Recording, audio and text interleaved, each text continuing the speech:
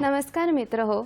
आपण आज नमस्कार मित्र हो. सह्याद्री वाहिनीच्या हॅलो डॉक्टर या कार्यक्रमात मी वैद्य केतकी दिनकर चौधरी तुमचे सर्वांचे मनापासून स्वागत करते. मित्र हो, या कार्यक्रमामध्ये आपण स्वास्थ्यविषयक विविध समस्या यांचे सरांकडून विविध डॉक्टरांकडून तज्ज्ञांकडून मार्गदर्शन घेऊन तुमच्यापर्यंत स्वास्थ्यविषयक माहिती पोहोचवत असतो. हा प्रायोजित कार्यक्रम आहे. मित्रांनो, जेव्हा एखादा व्यक्ती मेहनत करून कमवतो तेव्हा आपण म्हणतो की ती त्याच्या घामाची कमाई आहे. तर मित्रांनो, घाम म्हणजे काय? तर घाम म्हणजे शरीरातून त्वचेबाहेर जाणारा एक द्रव पदार्थ आहे आणि हा पदार्थ याच्यामध्ये क्षार आणि पाणी याचे प्रमाण जास्त असते. शरीरातून बाहेर निघणारा घाम हा शरीराचे तापमान नियंत्रण करतो. त्याचप्रमाणे शरीरामध्ये जे अनावश्यक घटक आहेत ते त्वचेद्वारे बाहेर काढतो. ही गोष्ट आपल्या सर्वांना माहितीच आहे. पण मित्रांनो, तुम्हाला माहिती आहे का की अति घाम येणे, घाम न येणे किंवा घामाचा दुर्गंध येणे या काही येणाऱ्या मोठ्या व्याधींचे लक्षणं असू शकतात? तर याच विषयी आजच्या या भागामध्ये आपण सविस्तर माहिती घेणार आहोत.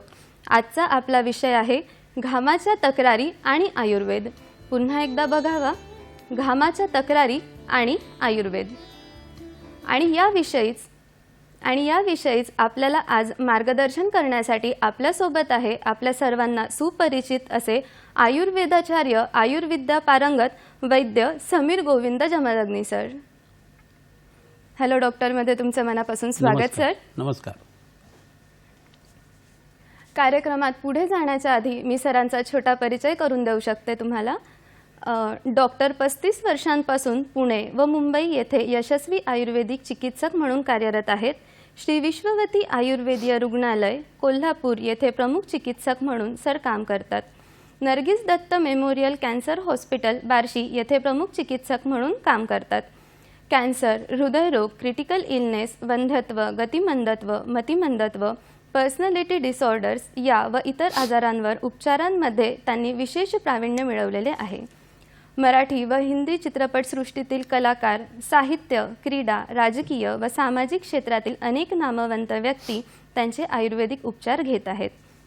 वैद्य समीर जमदग्नी सरांच्या दवाखान्यामध्ये सरांच्या मार्गदर्शनाखाली आणि सल्ल्याने सर्व आजारांचे निदान व उपचार करण्यासाठी तसेच वेळेचा अपव्यय टाळून रुग्णांच्या सोयींसाठी एक्सपर्ट डॉक्टरांची टीम सतत कार्यरत असते. वैद्य समीर जमदग्नी सरांकडे श्री विश्वामृत आयुर्वेद अध्ययन या उपक्रमाद्वारे विद्यार्थ्यांना गुरुकुल पद्धतीने आयुर्वेदाचे शिक्षण विनामूल्य दिले जाते. पुन्हा एकदा हॅलो डॉक्टरमध्ये तुमचे स्वागत सर.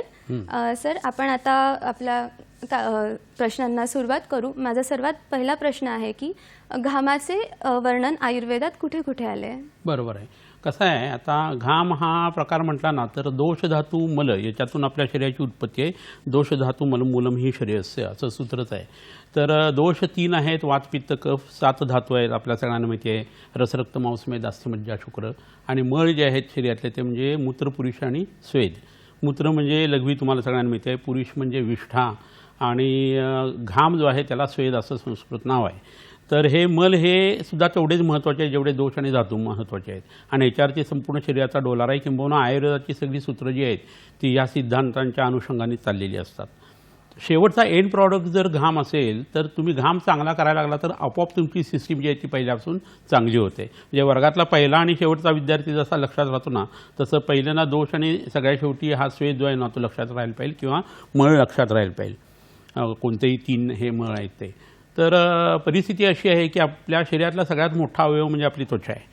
आणि ती जी त्वचा आहे ती साधारण प्रत्येक व्यक्तीची जर ॲव्हरेज बघितली तर 2 ते 10 किलो त्याचं वजन जवळजवळ भरतं.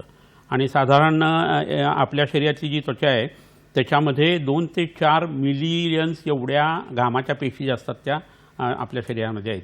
1.5 ते 2 मीटर स्क्वेअर मीटर जेवढी त्वचा आपली आहे ना ती आपल्या शरीरामध्ये असते.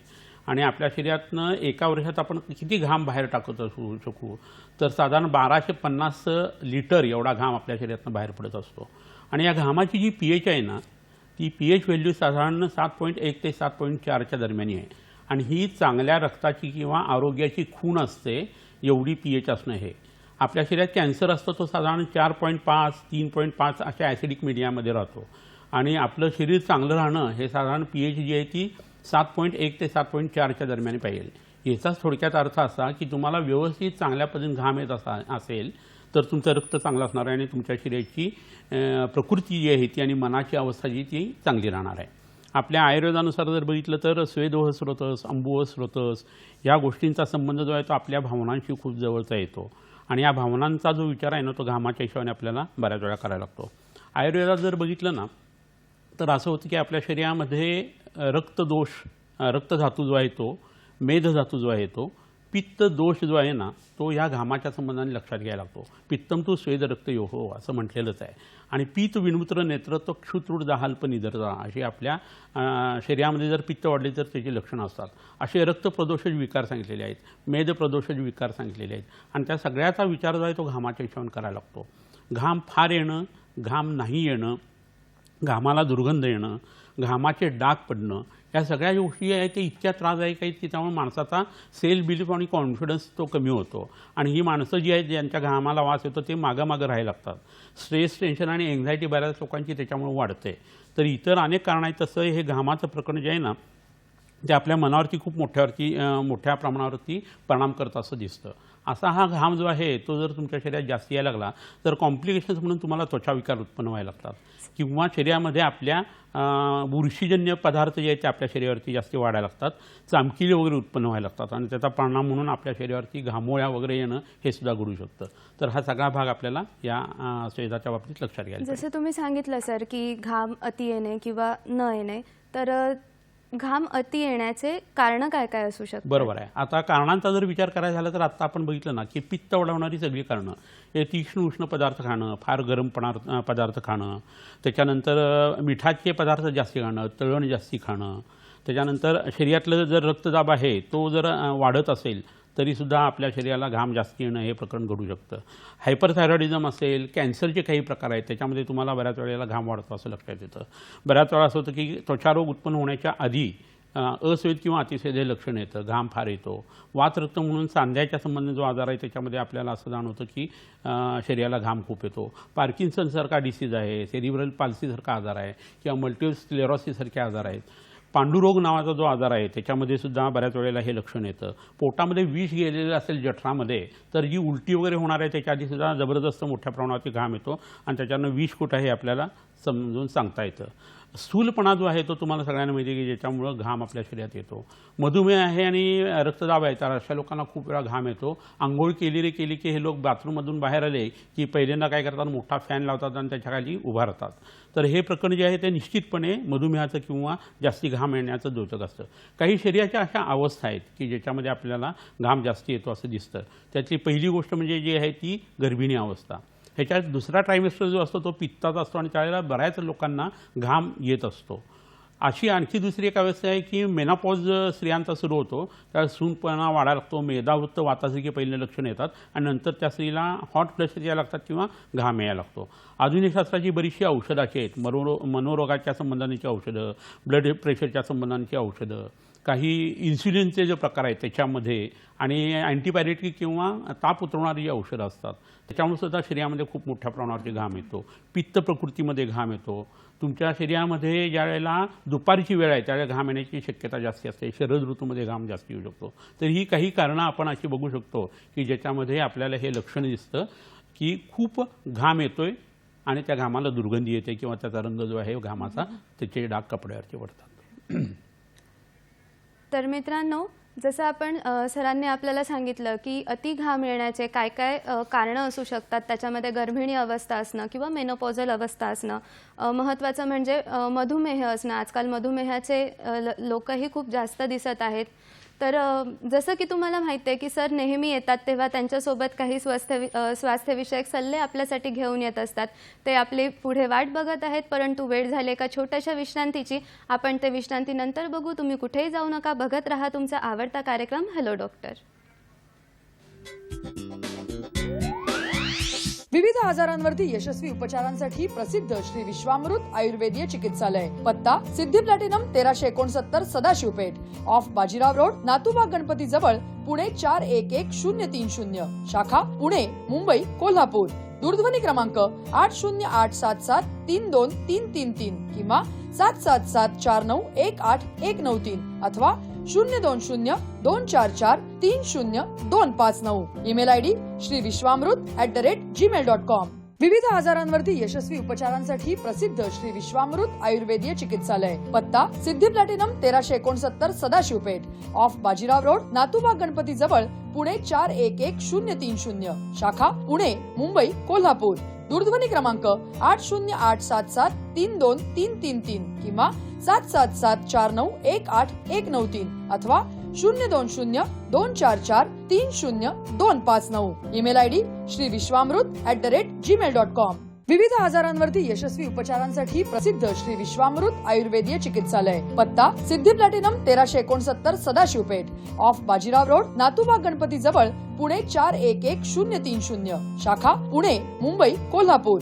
दूरध्वनी क्रमांक 8087732333 किंवा 7774918193 अथवा 02024430259. Email ID श्रीविश्वामृत@gmail.com.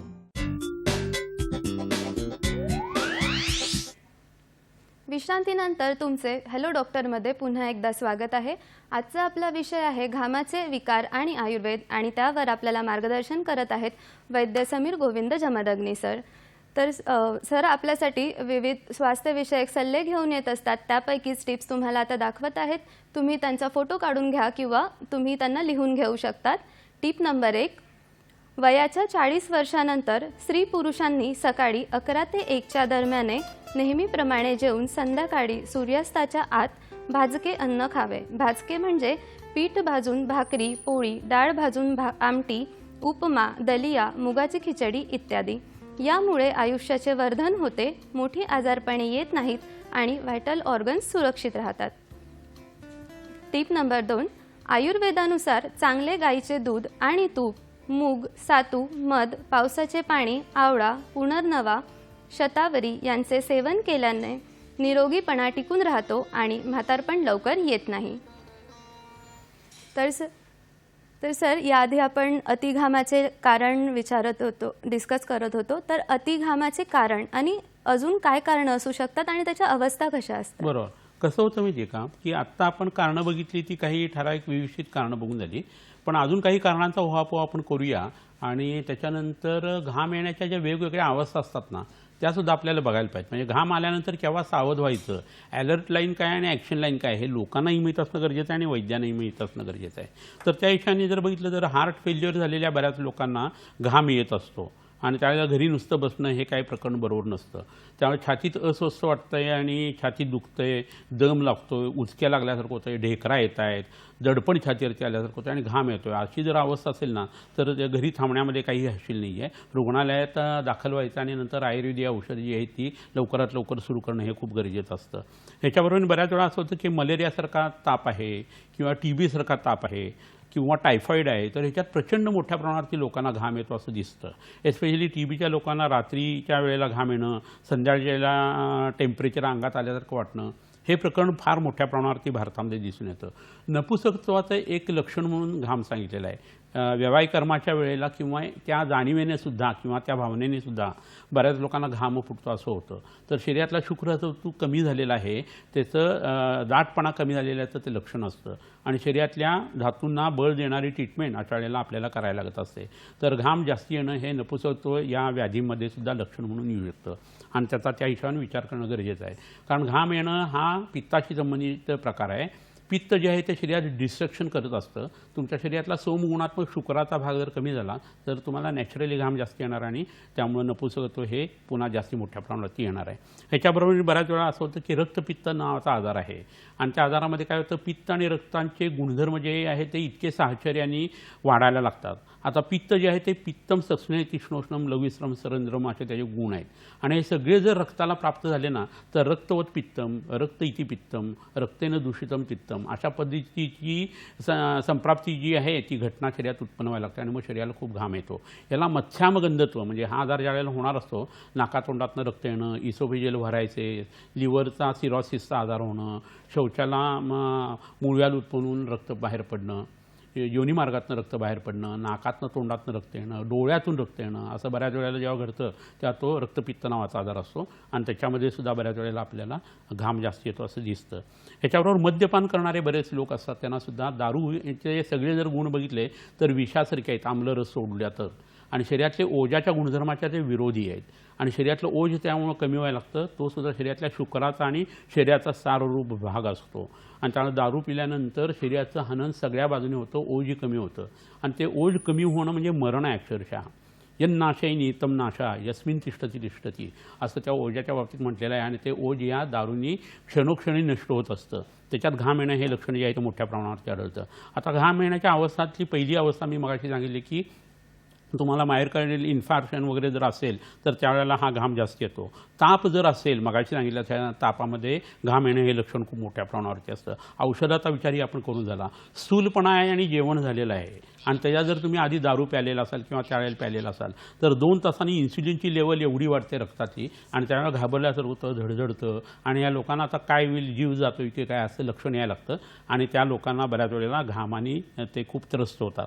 पण त्याच्यात हृदयाशी त्याचा संबंध असेल असं काही नाही आहे. याच्याबरोबर पोट दुखत असतं आणि त्यावेळेला जर उलट्या होत आहेत आणि घाम येत असेल आणि उलट्या जर लांब प्रोजेस्टाईल वॉमिटिंग जर तुम्हाला होत असेल ना तर अपेंडिक्स जे आहे ना ते फुटलेले असण्याची किंवा त्याला सूज आलेल्याची शक्यता खूप असते. तुमचा चेहरा पांढरा फटफटीत पडलेला आहे, घाम येतोय, उलटीतून रक्त बाहेर पडते किंवा शौचाला काळी होते आणि जुलाब होतोय तर तुमच्या पोटामधला जो अल्सर आहे तो फुटलेला असण्याची शक्यता असते आणि त्यामुळे घाम येणं ही प्रकरण होतं.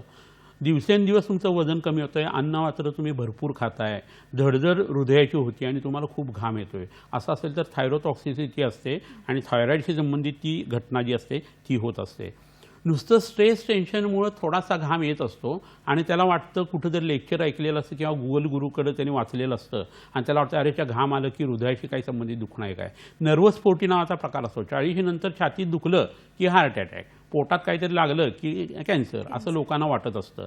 तर हृदयाचं दुखणं असताना तुमचं दुखणं थांबतच नाही, बऱ्याच वेळ छाती दुखत राहतं, त्यावेळेला घाम येतो, दडपल्यासारखं वाटतं, ही लक्षणं येत असतात. पण तुम्हाला हे काही नाही आणि काळजी जर असेल तर ती काळजी itself is a cause for perspiration असं असतं आणि त्याच्यामुळे तुम्हाला घाम जास्त येत असतो. तर ह्या काही अवस्था आहेत की ज्याचा विचार आपल्याला ट्रीटमेंटमध्ये करायला लागतो आणि वैद्याकडे जाऊन याची शहानिशा करणं गरजेचं आहे. सर, एक आपल्याला फोन आहे राजेंद्र जालनावरून. राजेंद्रजी, तुमचा प्रश्न विचारा.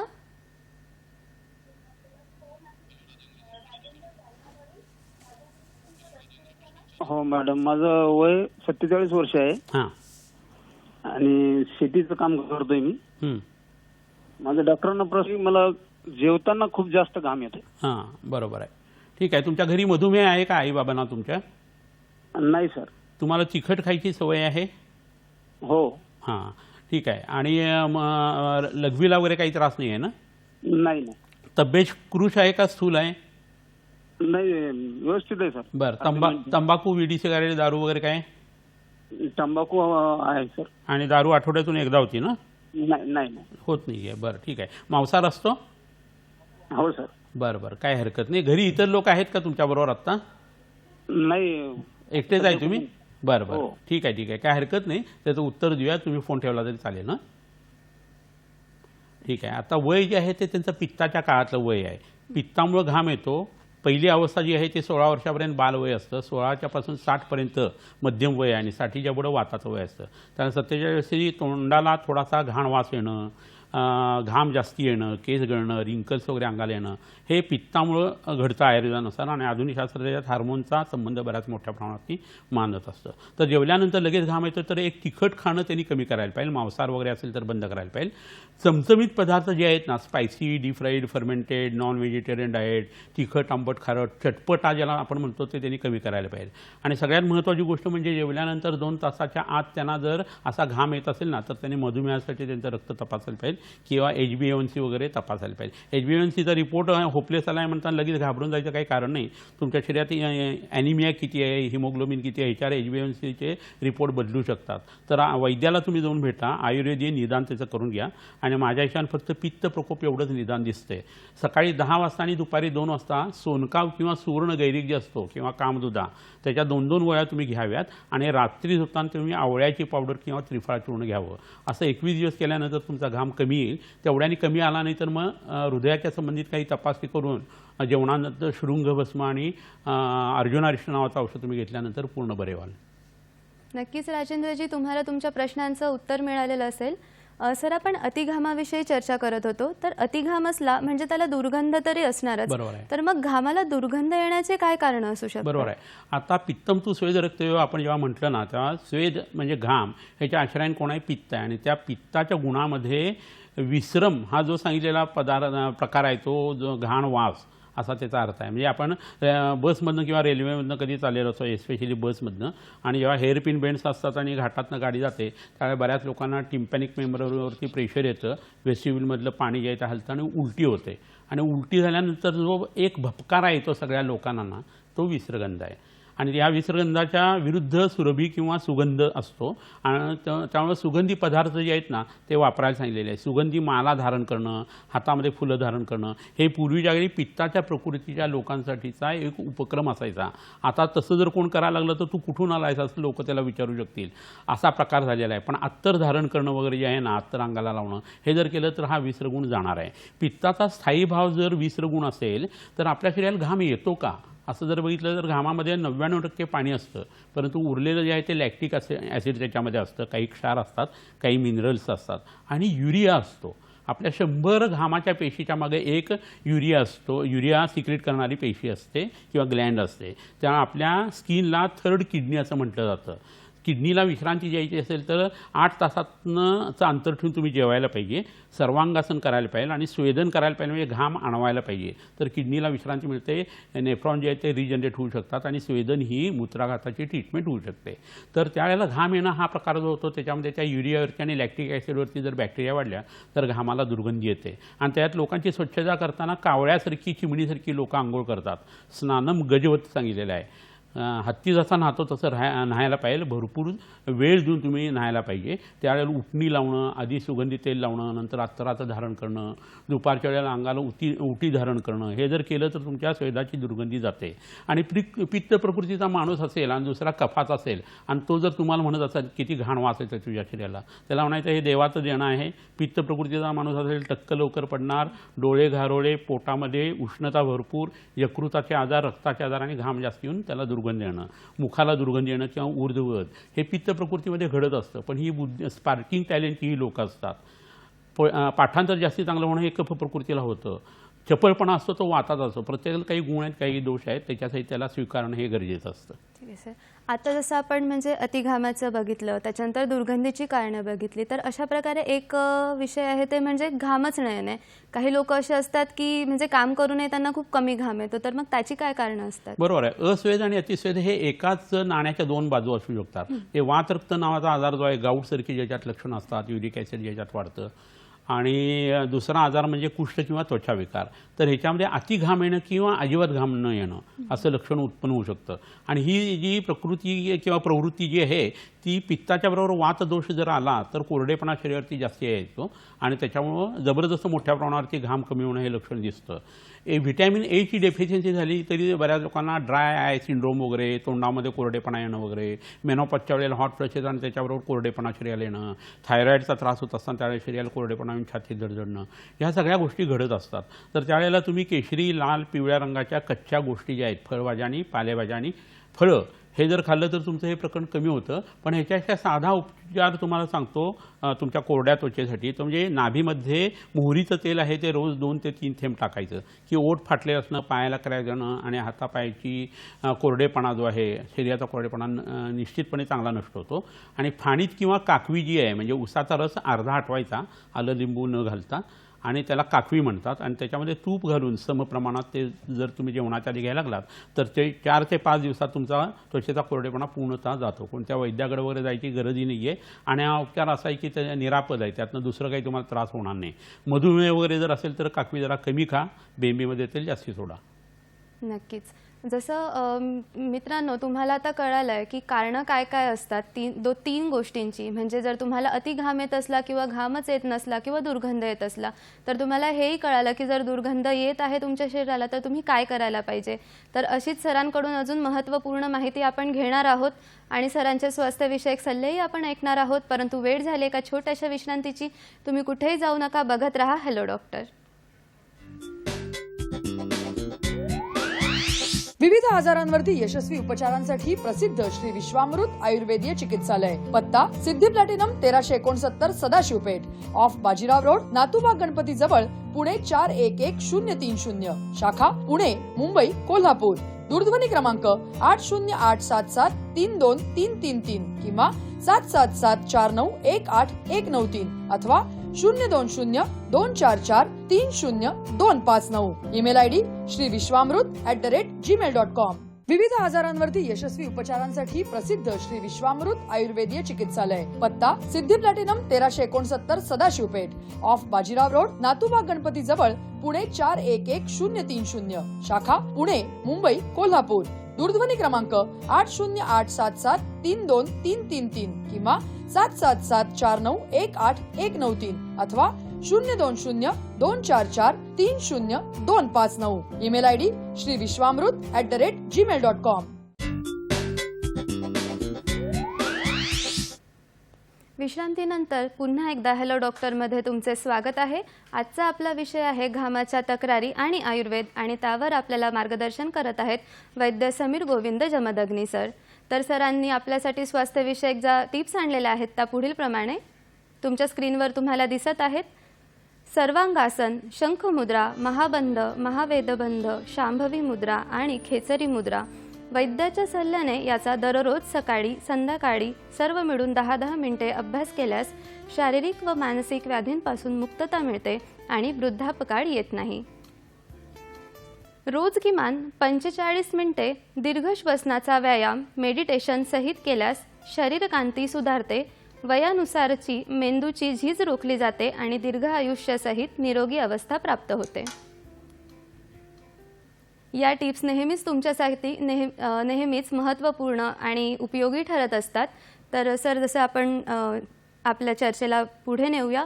तर सर हे जे अति घाम येणे किंवा स्वेद न येणे ह्या गोष्टी आपण करत होतो, ह्या सर्वांचे जे आजार होतात तर त्याची लक्षणं काय असणार? बरोबर आहे. आता घाम येणं हेच मुख्य महत्त्वाचं लक्षण आहे. त्याला दुर्गंधी येणं, घामाला डाग पडणं वगैरे या गोष्टी आपण आत्ता बघितल्यात. तर याच्यात अतिस्वेद प्रवृत्ती हा जो प्रकार आहे, खूप घाम येणं, ह्याच्यामध्ये तुम्हाला लक्षणं काय काय दिसतात हे बघणं खूप गरजेचं आहे. तर घाम खूप आल्यानंतर तुमच्या शरीरात पहिले जे बदल होतात त्याच्यामध्ये तुमच्या त्वचेला सतत ओलसरपणा राहतो आणि मुंबई वगैरे सारख्या ठिकाणी दमट हवा असेल ना तर मग त्याचा परिणाम म्हणून काय व्हायला लागतं, बुरशी शरीरावरती वाढायला लागते. आता ही बुरशी वाढायची असेल तर तुमची इम्युनो सिस्टीम मार खाणं खूप गरजेचं असतं. तुमचं खाणं पिणं वागणं सगळं चुकीचं जर होत असेल तर आपल्या आजाराचे हेतू हे छिद्रांविषयी असतात. म्हणजे कुठं छिद्र मिळतंय आणि आत घुसतोय असं त्यांचं वागणं असतं. त्यामुळे तुम्हाला घाम सतत येतं आणि तुम्ही आंबट चिंबट खाताय, रात्री जागताय, आंघोळ करत नाही आहे, सकाळी उठल्यानंतर बेटी घेताय, पुन्हा थोडा वेळ झोपून राहताय, मग जेवायच्या म्हणजे आंघोळ करायच्या आधी तुम्ही काहीतरी खाऊन घेताय, नंतर आंघोळ करताय. असे जेव्हा उद्योग केले जातात वेगवेगळे जे आयुर्वेदाला अजिबात मान्य नाही आहेत तर त्याचा परिणाम म्हणून तुमच्या शरीरामध्ये इम्युनो सिस्टीम मार खायला लागते. आपल्या या 3.5 हाताच्या देहामध्ये जे परमेश्वराने इतकं सुंदर आपल्याला दिलं आहे त्याच्यामध्ये जर बुरशी तुमच्या अंगावरती वाढत असेल तर तुम्ही काय पद्धतीचं खाणं पिणं आणि वागणं चुकीचं केलेलं आहे त्यातनं स्पष्ट होतं. आणि ह्याच्यामध्ये आठवड्यातून 2-2 वेळा मशरूम खाणारे लोक असतात. आयुर्वेदात एक साधं सूत्र आहे की वृद्धी समान ही सर्वेषां विपरीत ही विपर्यया. तुमच्या शरीरावरती यीस्ट किंवा बुरशी वाढतीये आणि तुम्ही जर मशरूम खाताय तर मशरूम आणि बुरशी एकच आहे हो. आणि ती जर तुम्ही चविष्टपणे खात असाल, कॅन्डल लाईट डिनर करत असाल, त्यावर दारू पित असाल, चकणा खात असाल तर तुमच्या शरीराची किती वाट लागणार आहे. आणि त्याचा परिणाम अन्न मृत्यूकारणाम जर असेल तर तुमचं मन त्यातनं कसं बनणार आहे. तुम्ही महिनाभर असं हे करून बघा की तूप, साखर, दूध, मुगाचं कढण, फळं वगैरे असं खाऊन बघा आणि एकदा तुम्हाला पाहिलं तसं हे सांगितलेलं कचरा जेवण खाऊन बघा आणि मनात येणारं जे परिवर्तन आहे ते एका महिन्यात तुमच्या लक्षात येईल की तुमच्या शरीरामध्ये सात्विकता, राजसता आणि तामसता जी आहे ना ती अन्नाशी किती निगडीत आहे. तर हे प्रकरण जे आहे ना पहिल्यांदा हे ह्या पद्धतीने बघायला पाहिजे. त्वचारोग नष्ट व्हायचा असेल तर तुम्ही दही, पोहे, शेंगदाणे, बटाटा, वांग, हरभरा, नॉनव्हेज हे बंद करायला पाहिजे आणि शरीराची स्वच्छता पाळून घाम कमी होईल हे बघायला पाहिजे. तर घामामुळे उत्पन्न होणाऱ्या या गोष्टी आहेत त्याच्यामध्ये बुरशी हे पहिलं आलं. दुसरं आहे हे लोक युजली स्थूल असतात आणि गळ्यापाशी, स्तनापाशी, काखेमध्ये यांना चामखिळी आलेल्या असतात. लहान मुलं त्या चामखिळीची खेळत बसतात आपल्या आईवडिलांच्या. तर हे जे प्रकरण आहे ते काय आहे तर हे घामामुळे उत्पन्न झालेलं प्रकरण आहे आणि त्याच्या मागचा जो हिडन भाग आहे तो कुठं असतो तर मांस धातूमध्ये आणि मेदामध्ये असतो. तर मेद शरीरातला वाढल्यानंतर आणि शरीरात मांस वाढायला लागलं की स्फिग स्तनोदर लंबनम हे लक्षण येतं. स्फिग म्हणजे कुल्ल्याचा भाग, स्तन जे आहे ते स्त्री आणि पुरुषांचे हे लोंबायला सुरुवात होते आणि नंतर याची उत्पत्ती होते. तर व्यायामवायूशी आणि त्वचेशी त्याचा संबंध आहे, रसधातूशी त्याचा संबंध आहे आणि स्वेदाशी संबंध आहे. तर हे घाम जास्ती येण्यामुळे झालेली घटना आहे. घामोळे तुम्हाला येऊ शकतात. त्याचा परिणाम जो आहे तो असाच येतो की पित्तामुळे उत्पन्न होणारी ही घटना आहे. तुमच्या शरीरात जखमा असतील आणि जर तुम्हाला घाम जास्त यायला लागला तर त्या जखमात चिघळायला सुरुवात होते. घाम वाढायला लागला, पित्त दूषित व्हायला लागलं की रंग येणं हे तेज महावतीशी संबंधित आहे आणि तेज जे आहे ते घामाशी संबंधित पित्ताच्या हिशोबाने आहे. त्यामुळं घामाचे डाग पडणं हे प्रकरण जे आहे ते खूप मोठ्या प्रमाणावरती होतं.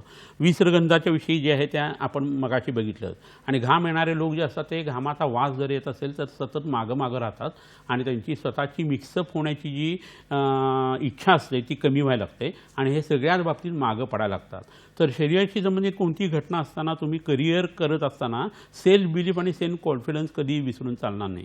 आणि हे पित्ताशी संबंधित लक्षण असल्याकारणानं, रसधातूशी संबंधित आणि त्वचेशी संबंधित लक्षणं असल्याकारणानं ही प्रकरणं जी आहेत ना लक्षणांची ही खूप मोठ्या प्रमाणावरती आपल्याला दिसत असतात.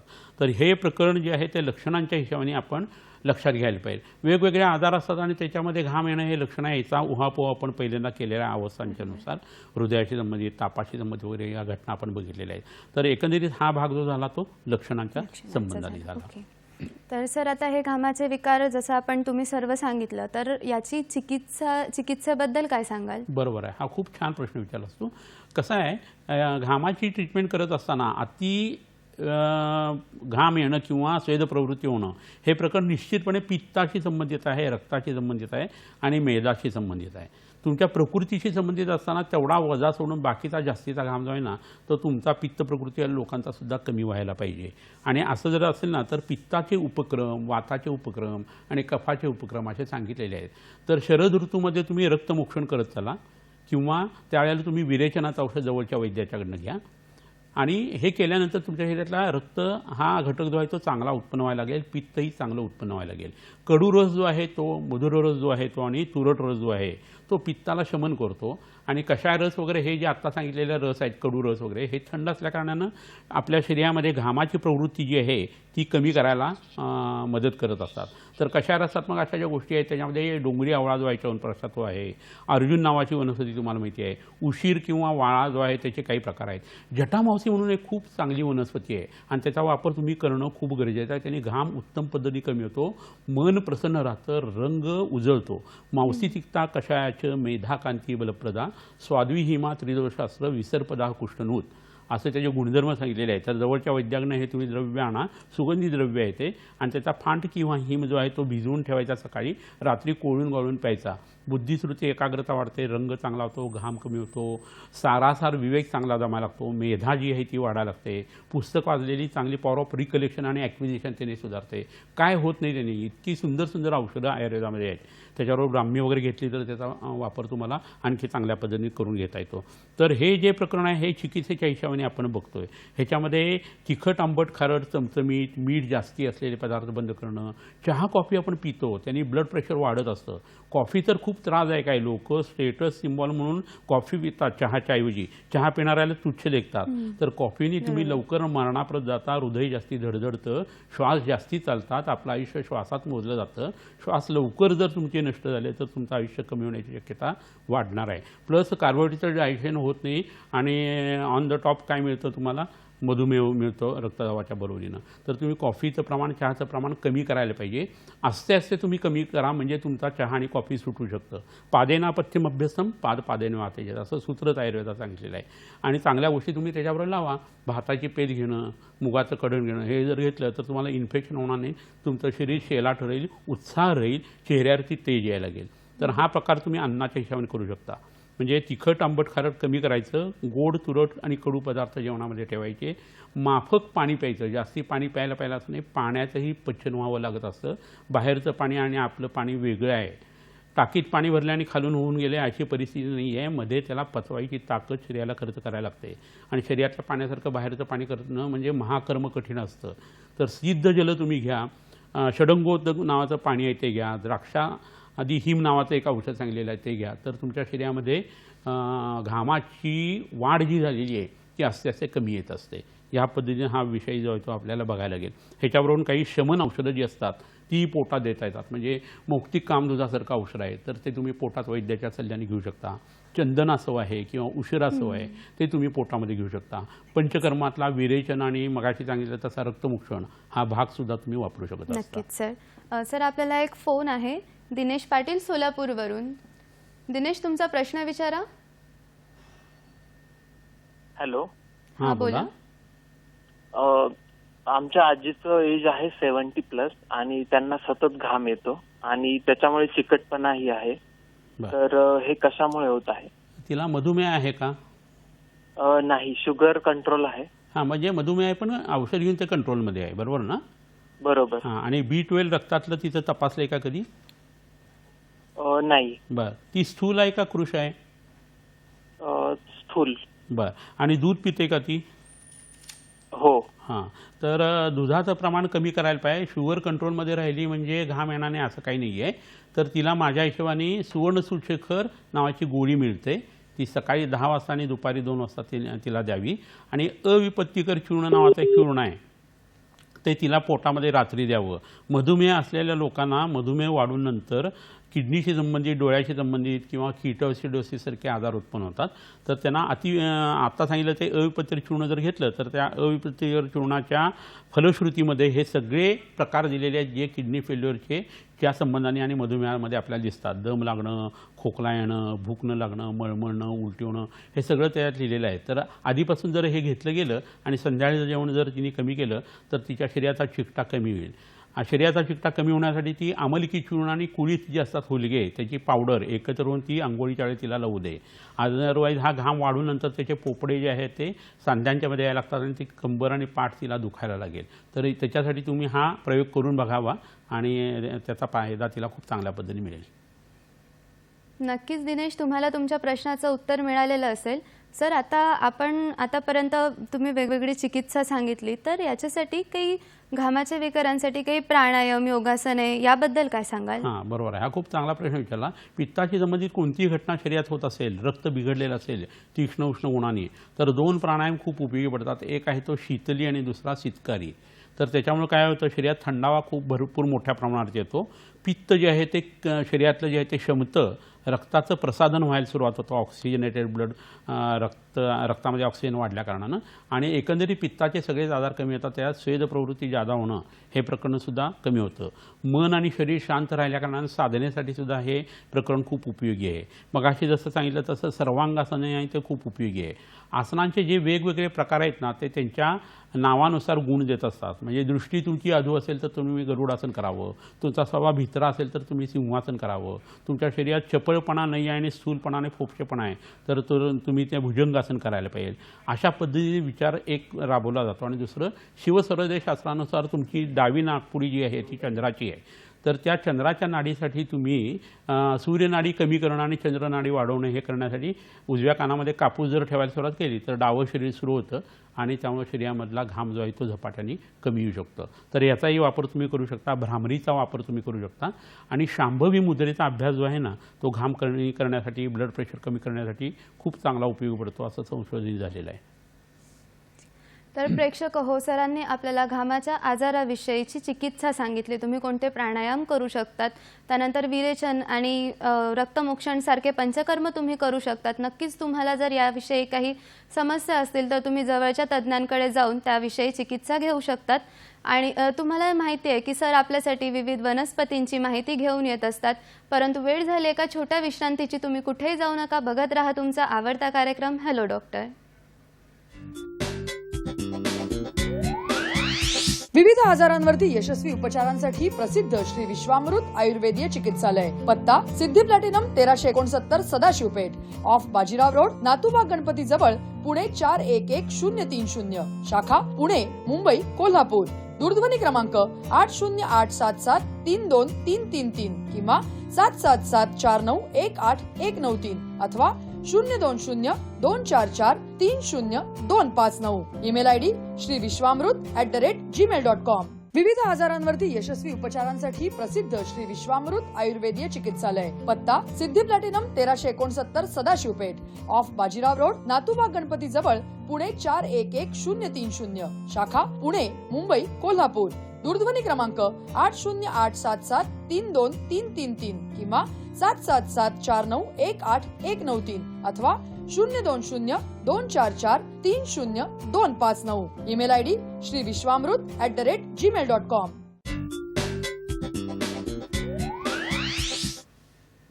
विश्रांतीनंतर पुन्हा एकदा तुमचं हॅलो डॉक्टरमध्ये स्वागत आहे.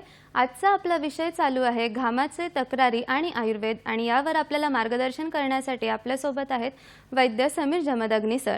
तर मित्रांनो, आपण आता सरांनी आणलेल्या वनस्पती, सर आपल्याला नेहमी वनस्पतींविषयी माहिती देत असतात, तर सर वनस्पतीबद्दल सांगा. त्याच्या आधी मला थोडं त्याच्याविषयी बोलायला लागतंय की कुंभाराला जसं मडकं तयार करण्यासाठी भरपूर मातीचा वापर करायला लागतो, तसं परमेश्वराला आपलं शरीर तयार करण्यासाठी रक्ताचा वापर करायला लागलेला आहे. आणि त्या रक्ताचा जो आश्रयाने राहणारा भाग जो आहे तो म्हणजे पित्त, आणि ते घामाच्या आश्रयाने सुद्धा असतं. तर घाम जेवढा चांगल्या पद्धतीने येईल तेवढं रक्त चांगलं राहतं, रक्ताचं प्रसारण होतं, तुमच्या शरीरातले यच्छयावत अवयव आहेत ते चांगले राहायला लागतात. ते पित्त जर आत पडून राहायला लागलं तर धातूपाक नावाची गोष्ट होते आणि मनुष्य जास्ती आजारी पडायला लागतो. आणि त्यामुळे आत्ता ज्या वनस्पती आणि काही प्राणी मी तुम्हाला जे दाखवणार आहे ते त्या हिशाने महत्त्वाचे आहेत. तर पहिल्यांदा हे प्रकरण तुम्हाला सगळ्यांना बऱ्याच वेळेला मी दाखवलेलं आहे. ह्याच्यामध्ये जलौका नावाचा एक प्राणी आहे, तुम्हाला दिसत असेल पहा.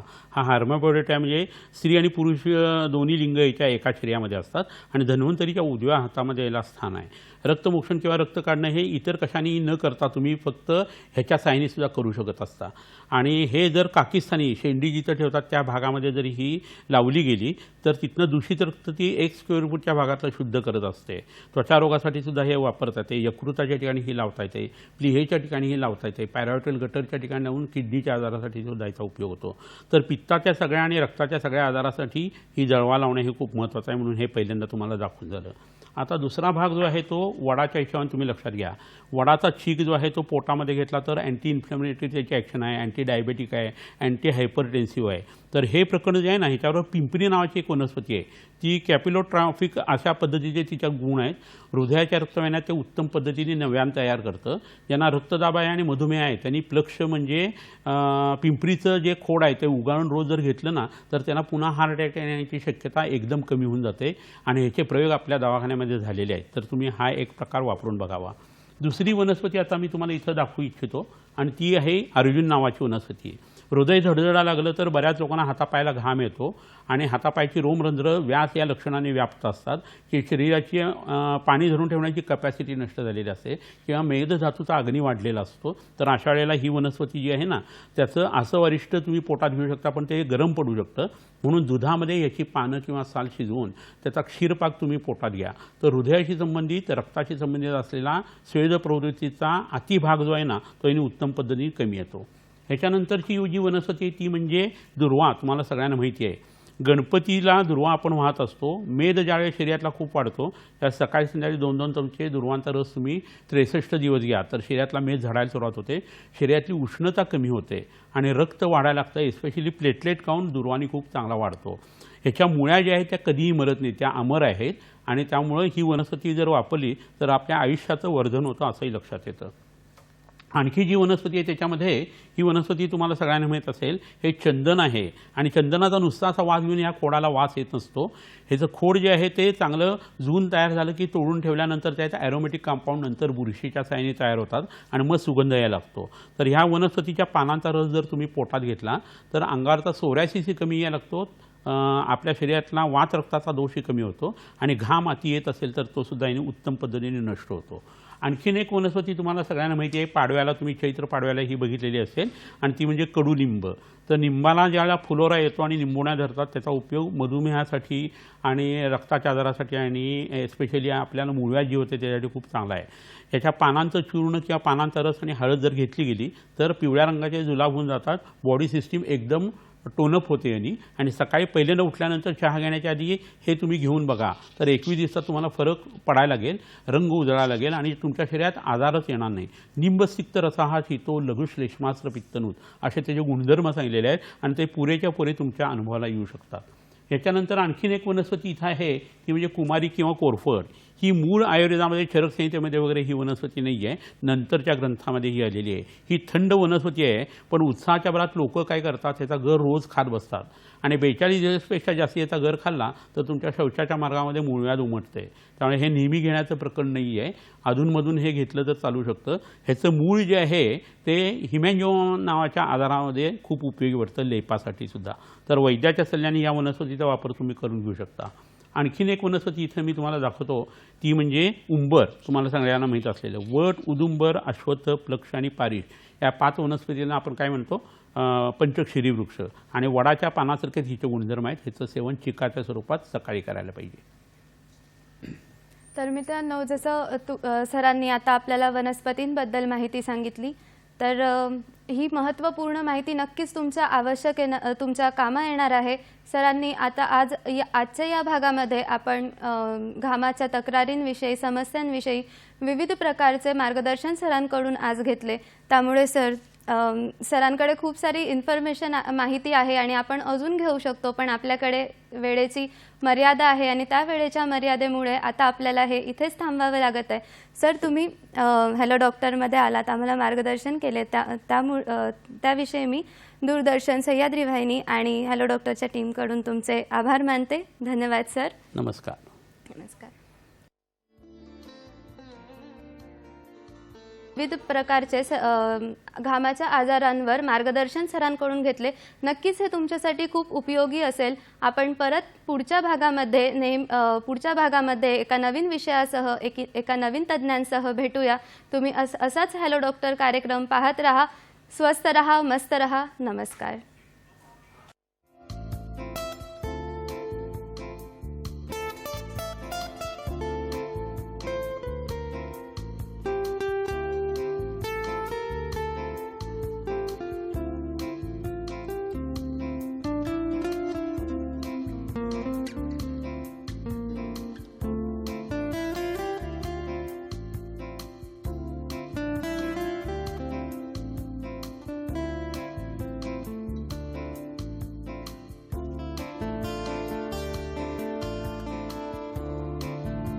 आजारांवरती यशस्वी उपचारांसाठी प्रसिद्ध श्री विश्वामृत आयुर्वेदीय चिकित्सालय. पत्ता Siddhi Platinum 1369 Sadashivpeth, off Bajirao Road, Natubag Ganpati जवळ, पुणे 411030. शाखा पुणे, मुंबई, कोल्हापूर.